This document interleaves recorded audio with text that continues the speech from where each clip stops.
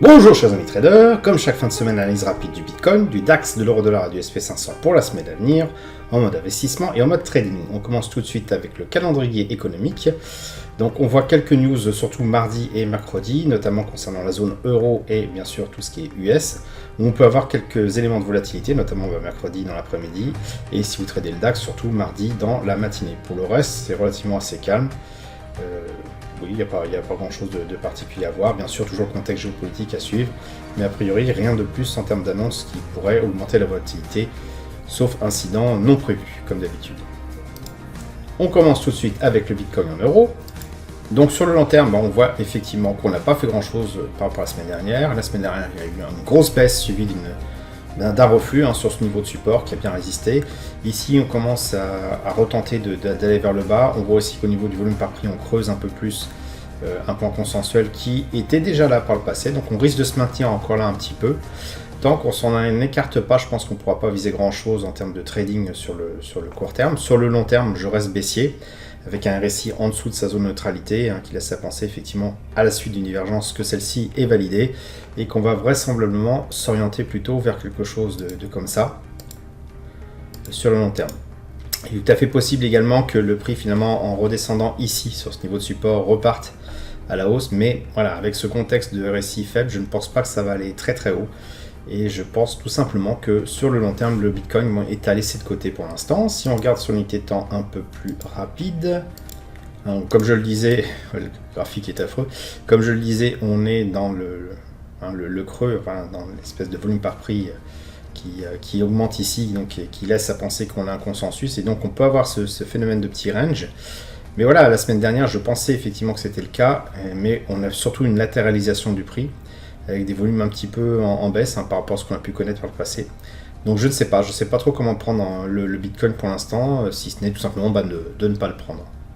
Alors concernant le DAX, on voit sur une base weekly qu'on reste toujours dans ce scénario baissier, avec un RSI en dessous de sa zone de neutralité et qui s'y maintient. On a effectivement au niveau des volumes par prix, le prix qui est sur un mini point consensuel ici. Maintenant, c'est pas un des plus grands, on pourrait penser qu'il peut revenir ici, mais ça veut dire qu'il faut déjà qu'il remonte jusqu'à peu près à ce niveau-là. Je pense plutôt qu'il va aller sur le point consensuel suivant, celui-ci, avec le trait noir.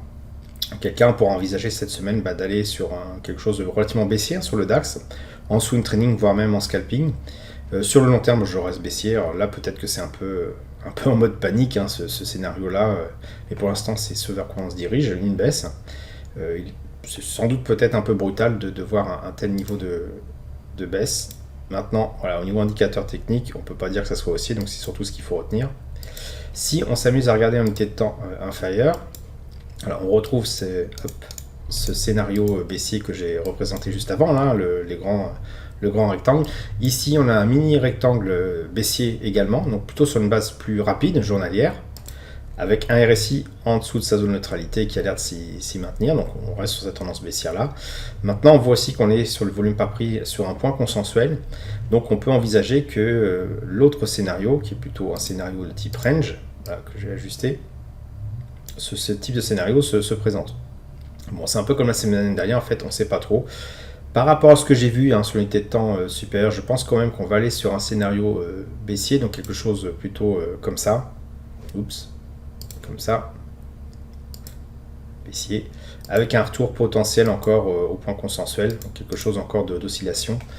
On peut faire ça en swing trading ou tout simplement en scalping, ça c'est clair. Je ne prendrai pas ce mouvement-là en scalping, mais plutôt en swing trading, parce qu'il peut effectivement y avoir une remontée qui continue.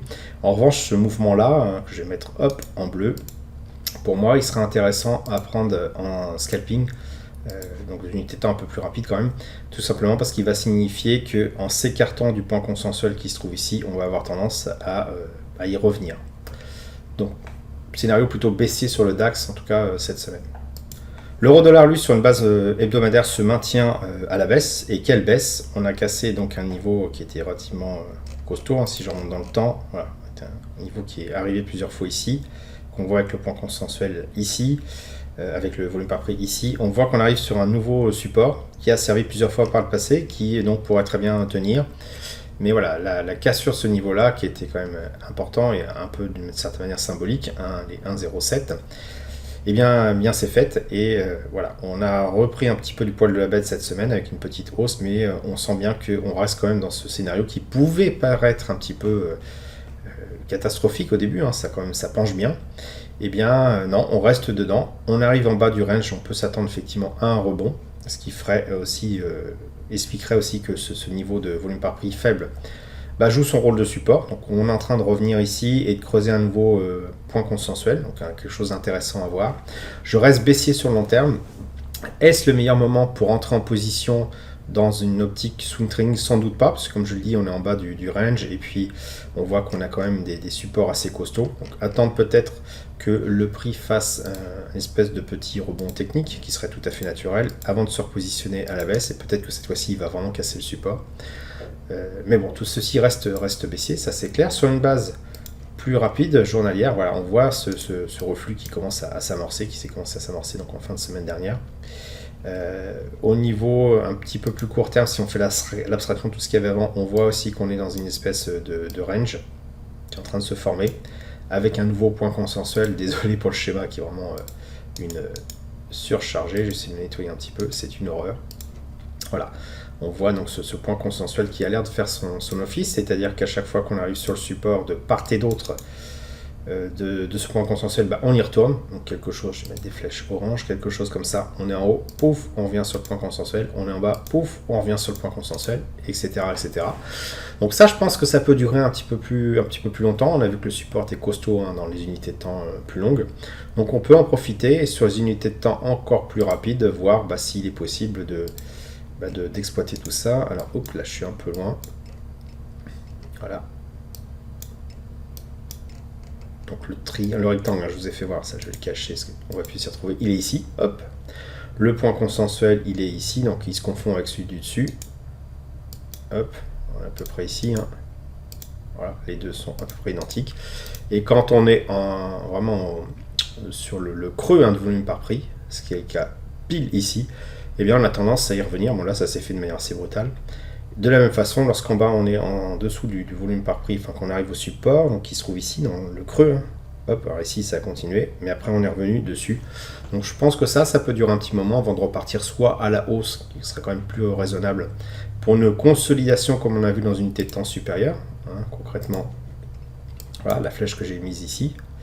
Ça peut aussi casser par le bas directement, bon j'y crois moins, et hop, je me remets en 1 heure. J'y crois moins quand même à ce scénario-là, parce qu'il y a beaucoup de force en présence, et on le voit ici, de toute façon, il y a du monde, il y a même un POC qui a commencé à se créer ici pour repousser le prix. Donc voilà, je pense plutôt que soit on continue dans le range en unité de temps très rapide, soit on recasse par le haut pour faire cette consolidation, la fameuse flèche dont je parlais, et puis après on aura l'occasion d'en reparler la semaine prochaine. Allez, pour finir le SP500, donc on voit qu'il a vraiment bien amorcé sa descente. Je pense vraiment pour moi le point le plus critique était ici. C'était un bon point d'entrée à la baisse. On le savait peut-être un peu plus tard, plutôt ici. Donc le 4 avril. De quoi cette semaine-là. Donc là, on a bien baissé. Ici, le RSI en dessous de sa zone de neutralité. On a ce rectangle-là qui a l'air vraiment de coller au scénario de baisse. Et puis, sur les niveaux actuels, on voit qu'on est sur un point consensuel. Donc précisément, hop, ici. Là où j'ai mis le trait noir. Et ce point, il correspond également à une zone d'échange qu'on a eu par le passé.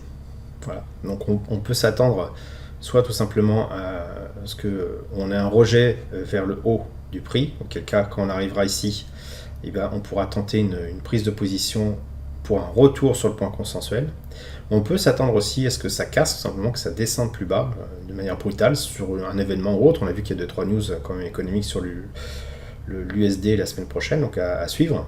Et si jamais cela devait arriver, il faudrait au moins qu'on aille jusqu'ici, sur ce point-là, sur les 3566, pour tenter d'atteindre carrément en mode brutal un 3370, quelque chose assez apocalyptique. Évidemment, si on arrive sur le 3600, comme on a un volume par prix qui est faible ici, un creux, que je vais d'ailleurs représenter sous forme de support ici, on peut très bien y avoir aussi, dans le bon ordre, le prix qui est rejeté vers le haut. Donc soit ça continue et ça continue sévèrement jusqu'à ce niveau-là, soit c'est rejeté, je pense qu'on retournera à ce moment-là sur le point consensuel, donc à 3880. Dans l'état actuel des choses, là on voit qu'on a atterri sur le pic du point consensuel, Donc sur le long terme, je reste baissier avec cette histoire de RSI. Entrer en position maintenant, peut-être pas, tout simplement, de la même manière qu'on l'a eu pour l'euro dollar, on est en bas du range, donc on peut s'attendre à un retour de flamme, à une espèce de petit rejet avant un nouveau plongeon. Donc entrer en position maintenant pour le swing trading, c'est pas forcément l'idéal. Je pense que le mieux, ce serait d'attendre qu'on ait le prix qui rebique un petit peu comme ça, jusque là, donc qui correspond à ce creux dans le volume par prix, avant qu'à nouveau on ait la descente aux enfers. Voilà. Sur le court terme, donc journalier, on va retrouver cette notion de rectangle qui baisse. Voilà, on avait un beau point ici, où on commençait à amorcer un début de range qui ne s'est pas réalisé, tout simplement parce qu'effectivement, au début, une baisse, le RSI arrive sur sa zone de neutralité, il est repoussé une fois, deux fois, il passe à travers, donc là je pensais qu'on allait commencer un range, c'est pour ça que j'ai dessiné le rectangle ici. Et puis finalement le RSI est tombé en dessous de sa zone de neutralité, est revenu dessus et reste en dessous. Donc ça invalide le scénario de range. Et voilà, donc j'ai mis le point était critique ici, donc tout ça, ça disparaît. Et donc on reste dans le scénario baissier initial, je nettoie un petit peu, voilà. On reste dans le scénario baissier initial. Comme je le disais, sur l'unité de temps supérieure, on arrive quand même relativement bas du range, donc on peut avoir un retour du RSI, un peu comme ça. Voilà, à voir après s'il redescend, ce qui serait probable, quelqu'un continuera à la baisse. Mais si vous voulez entrer vraiment en mode swing trading ou intraday, il faudra attendre d'avoir ce point ici, ce rebond ici pour entrer. On peut avoir aussi, parce que le support est quand même relativement important ici, avoir une espèce de latéralisation qu'il faudra utiliser en mode ranging, c'est-à-dire comme j'aime bien le faire, voilà, on a un point consensuel qui apparaît ici, j'en mets partout, voilà, qui apparaît ici, et quand je descends l'unité de temps, je passe en mode 1 heure, je vais le voir beaucoup plus facilement. Ce point consensuel, c'est celui-ci, alors je vais le cacher celui-là, c'est celui-ci, et on oscille de part et d'autre, donc on peut avoir ça pendant un petit moment avant que ça sorte de ce range. On peut en profiter à ce moment-là sur l'unité de temps rapide, mais voilà, regardez à l'esprit quand même que sur le long terme, on est à la baisse, et que ce range-là n'est sans doute pas un range. On le voit, le point consensuel ici est beaucoup plus faible que celui-ci, en termes de nombre de transactions. Donc il ne va sans doute pas durer éternellement, sauf si on voit effectivement que les gens s'attardent et que ça modifie le profil du volume par prix. Mais en l'état actuel des choses, on peut tenter ça sur le court terme, des allers-retours, et en gardant quand même une idée qui est relativement une tendance baissière sur le SP500, qui s'amorce depuis peu, c'est vrai, par rapport aux autres titres, on voit qu'il a tenu beaucoup mieux. Maintenant, comme je le disais la semaine dernière, si on regarde les actions qui composent le SP500, et les actions notamment très fortement capitalisées, on avait Apple qui tenait relativement bien jusqu'à présent, en tout cas jusqu'à la semaine dernière, jusqu'à ce qu'on casse le RSI. Le truc qui me gêne, moi, c'est qu'on a un RSI qui est en train de passer en dessous de sa zone de neutralité. Alors il peut revenir après, c'est tout à fait possible, d'autant que je suis en train de regarder, mais je ne vois pas de divergence apparaître. Là on a un nouveau plus haut qui est plus bas, c'est la même chose ici au niveau du RSI. Non, pour moi il n'y a pas de divergence, donc on peut encore avoir un sursaut du prix qui remonte directement. Maintenant vous voyez, tout est en train de coïncider, les moyennes mobiles semblent se retourner. Elles ne sont pas encore croisées, mais elles semblent se retourner. Le RSI en dessous de sa zone de neutralité. Donc, à voir. Sur les unités de temps plus courtes, je pense que c'est beaucoup plus clair. Voilà, on voit qu'Apple commence à faiblir depuis un petit moment, mais que là, voilà, on a une belle chute. Depuis le 31 mars, on a perdu 25% de la valeur d'Apple. Et comme il influe sur le Nasdaq et il influe également sur le SP500 par ricochet, eh bien on commence à avoir des signes de faiblesse sur les très grosses capitalisations. Donc on a vu Apple, on a vu Alphabet, Google, voilà, qui descend bien aussi. Alphabet, alors, il y avait en plus une divergence qui est apparue. Donc là on valide vraiment la divergence puisque on a eu un nouveau plus haut qui a fait un plus haut au niveau du prix, alors que ce n'était pas le cas sur le RSI. Donc là on est vraiment en train de le valider. Avant d'être vraiment catastrophiste sur Google, il faut être sûr que le RSI, quand il va revenir sur sa zone de neutralité, il rebondisse bien. S'il passe à travers, ça sera en fait un pétard mouillé et ça voudra dire qu'en priori on repart à la hausse. Mais si vraiment là ça descend, on aura à la fois Google, Apple qui sont en train de dévisser, Amazon, je vais pas regarder Amazon. Ah si, Amazon a déjà donné son signe de faiblesse ici. Hein, on a, hop, une divergence, le prix, le RSI qui passe en dessous de sa neutralité, qui rebondit dessus et qui repart vraiment vers le sud. Et on le voit bien, de toute façon, depuis le dernier pic, voilà, j'ai perdu 38%, c'est assez impressionnant finalement ce qui se passe. On n'oublie pas Tesla aussi, c'est quand même une entreprise importante. On voit que voilà, on voit qu'elle a bien résisté, mais là, la volatilité augmente, le RSI passe en dessous de sa zone de neutralité. C'est pas encore catastrophique, ça reste aussi encore, mais ça corrige bien. Donc, je dirais tous ces éléments-là font que finalement le SP500, il prend quand même le chemin de la descente. Et je suis plutôt sur un scénario baissier que sur un scénario de reprise, même si c'est techniquement encore faisable.